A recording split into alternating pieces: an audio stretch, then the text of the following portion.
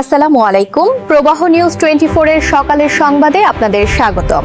সাথে আছি আমি জান্নাতুল ফেরদাউস।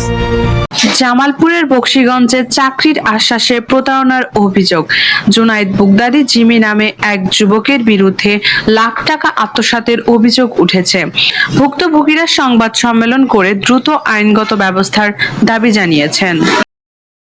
21 তারিখ থেকে শুরু করে নভেম্বর 21 তারিখ পর্যন্ত দীর্ঘ একটা সময় জুনায়েদ বগদাদি জিম নামের একটা ছেলের কাছে পরিকল্পিতভাবে স্ক্যামের শিকার হয়েছে, প্রতারণার শিকার হয়েছে।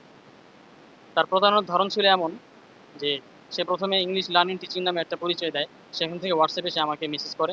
আমি বুঝতে পারি এটা একটা ইনস্টিটিউশন, এখানে আমার ইংলিশে পরীক্ষা দেওয়ার সুযোগ আছে, বেশ কিছু পরীক্ষা দিয়ে এখান থেকে আমার প্রাইজ নেওয়ার সুযোগ আছে।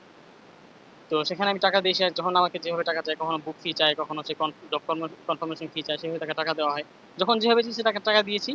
এরপর সে এক পর্যায়ে এই হোয়াটসঅ্যাপ নাম্বার বাদ দিয়ে আমাদের দেশের ফেমাস প্রতিষ্ঠান টেনমিনিট স্কুল এই নাম সে ব্যবহার করে এবং সেখানে আইমান সাদিক স্যার তার প্রোফাইল ব্যবহার করে সে আমাকে স্ক্যাম করে প্রতারণা করে। সে বোঝায় যে এটা মূলত আইমান সাদিক আমার সঙ্গে কথা বলছে, অথচ এটা একটা ফেক ছিল, তার নিজের বানানো ছিল।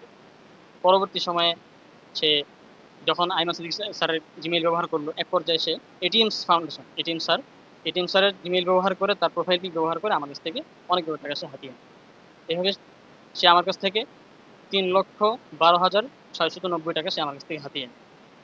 পরবর্তীতে আমি তার বাবার সঙ্গে যোগাযোগ করি, তিনি কোনো সাড়া দেননি এবং তার মামার মাধ্যমে সমাধান করানোর চেষ্টা করেছি, কোনো সমাধান হয়নি।